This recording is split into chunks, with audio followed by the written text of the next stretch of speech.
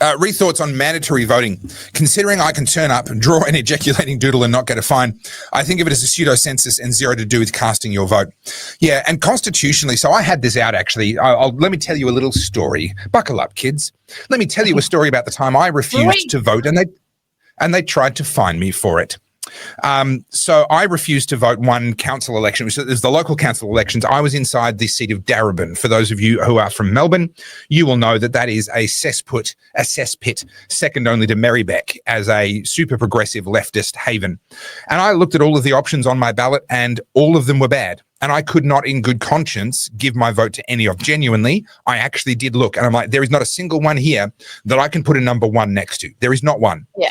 And so I simply didn't show up. I didn't vote. I got the fine, $55.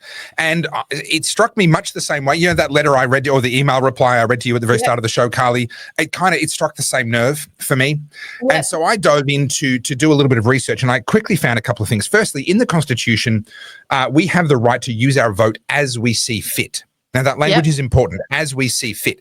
That has to mean that we have the right to withhold it. That has to mean that we have the right to not give it to any of the available options. So then you get to the second layer. So constitutionally, I have that right. However, what they say in reply is yes, but under the Act, if you have registered as a voter, you have agreed to come and vote. So you've lost that right voluntarily by registering as a voter and remaining registered as a voter. You are now obligated to show up under the terms of that agreement, essentially. And so that is forcing someone to participate in a farce. So you could say, well, you have to show up and draw an ejaculating doodle, right, on the ballot. Well, that's requiring me to participate in a farce. Now, the definition, the Black's Law Dictionary definition of a farce is to participate in the form of something without influencing the function. So in other words, it looks like it's a real thing, but actually you've got no say at all. Requiring me to show up and get my name ticked off a ballot to then cast an informal vote, if that's how they wanted to argue that I was still able to vote as I see fit, would be requiring me to participate in a farce.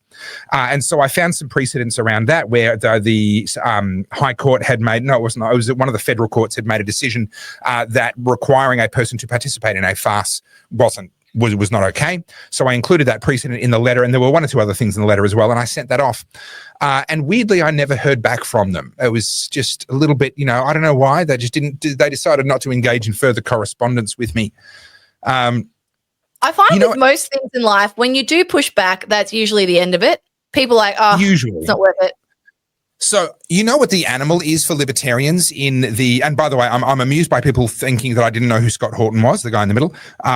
That's quite funny to me. I didn't mention who it was, but it's amusing to me that people assumed because I didn't recognize whatever his name, the poop head guy.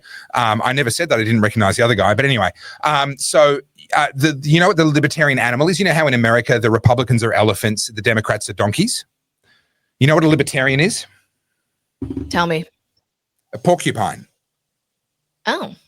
Now, a porcupine is an ideal animal, and it's what I'm becoming more of as time goes on, because a porcupine won't hurt you unless you harass it, right? You keep your distance from a porcupine, it'll never attack you. It'll never be aggressive. It'll never be the one that starts something, but if you come at it, it will fuck you up. Yeah. And that's what I'm becoming more and more as time goes by. You leave me alone, we're good. We're good. Yeah. You can live your life and I can disagree with your life as much as I want. I'm going to leave you alone. The minute you come at me, I am getting, have you ever seen videos of porcupines and how they shoot their quills? It's full on terrifying. Like it's properly scary. Leave me alone. That's all. That's all I'm asking for. Leave me alone. I would have put you more around you're a skink. A Pepe Le Pew. Skunk?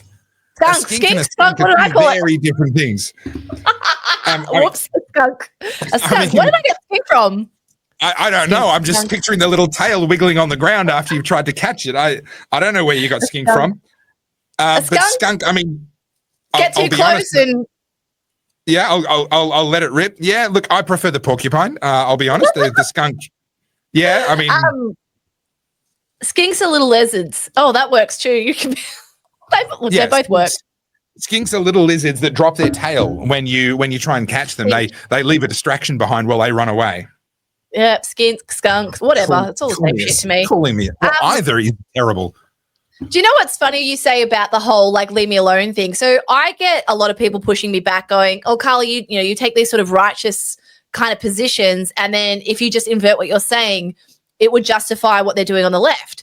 And I'm like, all right, like, let's have this out. And they're like, oh, well, you say that you should be allowed to do what you want and you don't really care what other people's opinions are. Just, you're going to do what you want. Then why do you have such an issue with the woke stuff? And I said, I don't have an issue with the woke stuff. I have an issue with the woke stuff trying to impinge on my rights. So this is the thing. 10 years ago, 15 years ago, you guys can do whatever you want trans-wise. You can go and do your like weird polygamy. I didn't care because it didn't bother me. But now you are trying to change reality. You are trying to change biology. You are trying to restrict my speech. You're trying to reword things. You're trying to change the definitions of words like women. That's why I have an issue with it. It's not, I don't have an issue with you personally doing things. Like you personally want to have 7 dicks in your face, please be my guest.